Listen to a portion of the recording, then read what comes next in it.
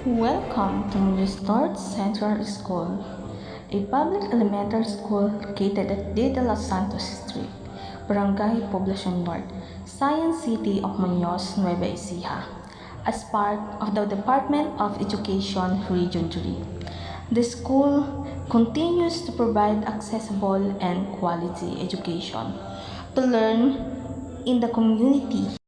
The school, established in 1925 and formerly known as Paaralang Hilaga ng Muñoz, the school has grown into a complete elementary institution that continues to improve and adapt the needs of its learners.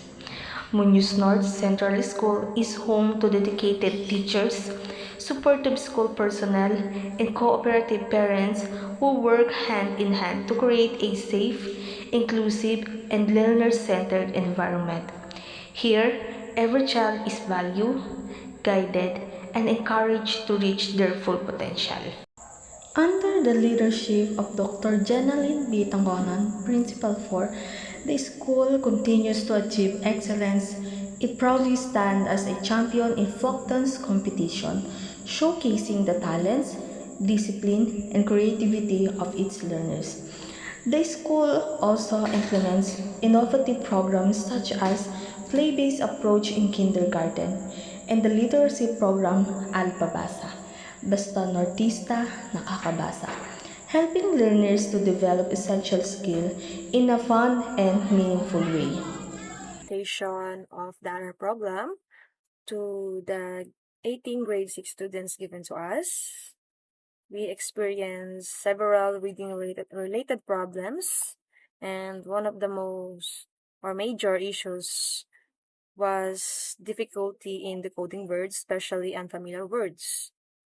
Many learners struggled to sound out words correctly, which slowed down their reading pace. Another problem was limited vocabulary, which affected their understanding of the text. Even if they could read the words, they often did not understand their meanings. Additionally, some learners showed for reading fluency, characterized by slow, halting, and monotonous reading. This made it difficult for them to comprehend the material. There are also instances of lack confidence and motivation, where learners were hesitant to read aloud due to fear of making mistakes.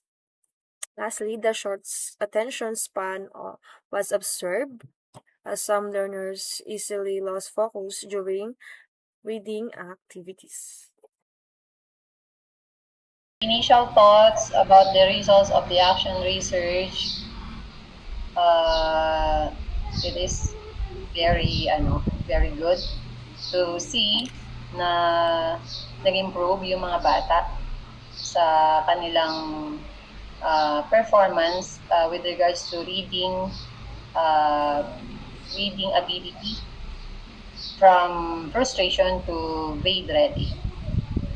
So this is a good shot of progress from the intervention of using the storybook, story-based materials made by the practice teachers. My overall reaction about this is like the results, I 90% happy, and the remaining 10% is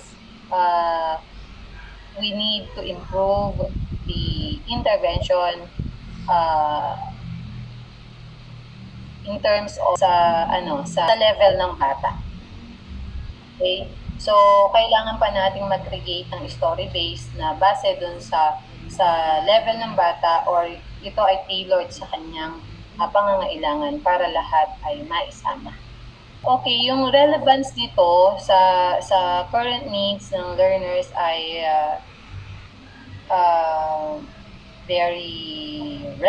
very relevant kasi gumawa ang mga practice teachers ng intervention kung saan aside from the materials na ipinrovide ng aral mismo na implemented ng DepEd ay nakaisip sila ng materials pa na katulad nito na kung saan ay nagamit para i-enhance ang kanilang reading level, ang kakayahan ng mga bata na bumasa mula sa pagiging frustration up to the level na sila ay grade ready.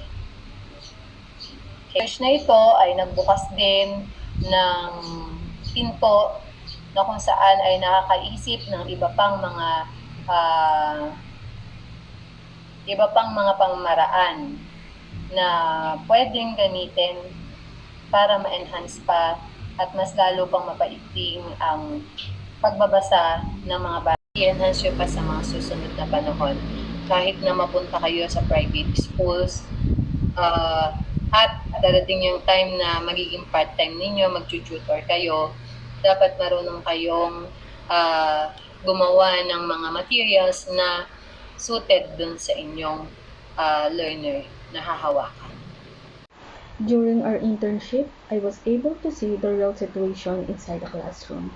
One of the results I observed is that students learn better when the teacher uses simple and clear instruction.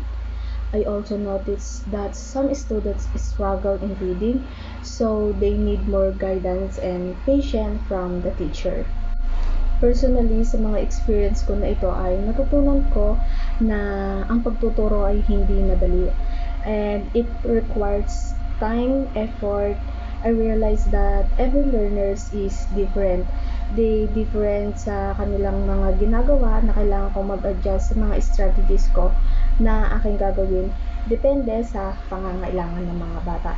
Then, the most important is being a teacher is crucial dahil sila yung nagsisilbing foundation ng mga bata para I also learned how to manage my class and handle different behavior during my class na may nai-encounter ako na mga bata na may iba't iba silang behavior na yung iba sa kanila ay magugulo, yung iba naman sa kanila ay mababait.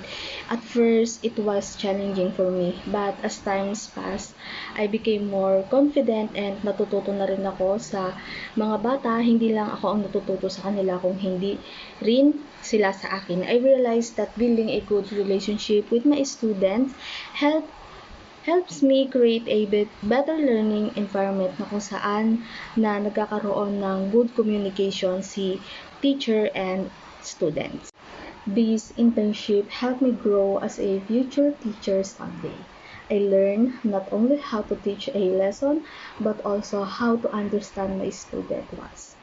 Naiintindihan ko yung mga bata na kung paano sila matututo kaya gumagawa ko ng different strategies kung paano sila mas madaling matututo in a way na engaging and attentive sila. It made me realize that teaching is not just a profession but a responsibility to guide and inspire every learners. Sa isinagawang action research at project measure, halinaw na nagkaroon ng positibong resulta sa mga mag-aaral. Ang mga batang dati ay nahihirapang magbasa at kulang sa reading comprehension ay unti-unting natutong bumasa at mas nakaunawa sa kanilang binabasa. Makikita ang kanilang pag-unlad hindi lamang sa kanilang kakayang bumigkas ng mga salita, kundi pati sa pag-intindi at pagsagot sa mga tanong tungkol sa teksto. Pinapakita nito ang tuloy-tuloy na gabay, angkop ng estratehiya at sapat na oras ay mahalaga sa pagbilang ng kanilang kasanayan sa pagbasa. Bilang guro, marami akong tutunan at napagtanto sa karanasang ito. Una, hindi sapat ang basta pagtuturo lamang. Kailangan maunawaan ang bawat mag-aaral, lalo na ang kanilang pinagdadaanan sa pagkatuto. Narealize ko rin na ang mahalaga, mahabang pasensya at malasakit. Dahil bawat bata ay may kanya-kanyang bilis ng pagkatuto. May mga pagkakataon na nakakapagod at mahirap, lalo na kapag hindi mabasa ng mga mag-aaral ang pinapabasa. Na kahit ilang beses mo nang sabihin at basahin, nakakalimutan pa rin ng mga bata. Ngunit mas nangingibabaw ang saya at fulfillment kapag nakikita mong unti-unting natututo ang mga bata. Ang karanasang ito ay napagpatibay ng aking paniniwala na ang pagiging guro ay hindi lamang tungkol sa pagbibigay ng kaalaman, kundi sa paghubog ng kakayahan at tiwala ng mga mag-aaral sa kanilang sarili. Natutunan kong maging mas mapagpasensya, mas maunawain at mas handang mag-adjust ng aking mga pamamaraan upang mas matugunan ang pangangailangan ng bawat bata. That teaching reading requires a great deal of patience, dedication, and understanding. I realize that each learner progresses at their own pace, and it's my responsibility to adjust my teaching strategies to meet their individual needs. I also realize the importance of creating a safe and supportive learning environment where learners feel comfortable making mistakes and try again. Encouragement and positive reinforcement played a big role in boosting their confidence. This experience made me understand that small improvement should always be valued because they are signs of progress. As a student teacher, a practice teacher, I learned to be more flexible, creative, and compassionate in my approach when it comes to the reading level or reading progress of the learners.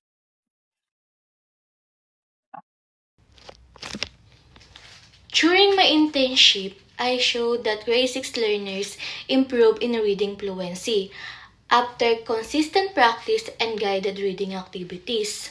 From slow and inaccurate reading, they became more confident, accurate, and expressive.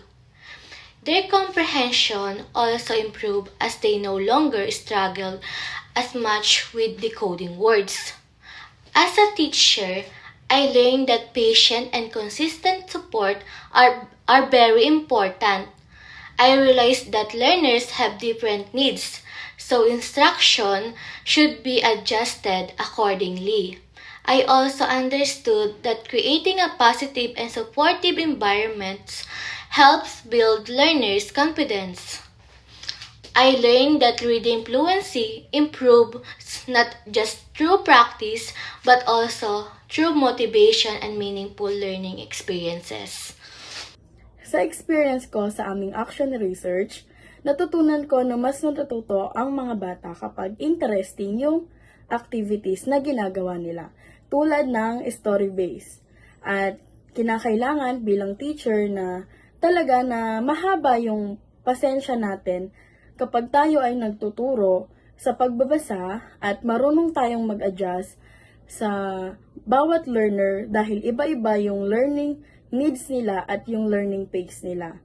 Bilang teacher, nakita ko rin na mahalaga yung confidence ng isang bata kaysa sa skills nila sa pagbabasa. Kasi kapag may confident sila sa sarili nila, may tiwala sila na kaya nila yon at may mas kaya nilang matutunan yung isang bagay na akala nila hindi nila kayang gawin.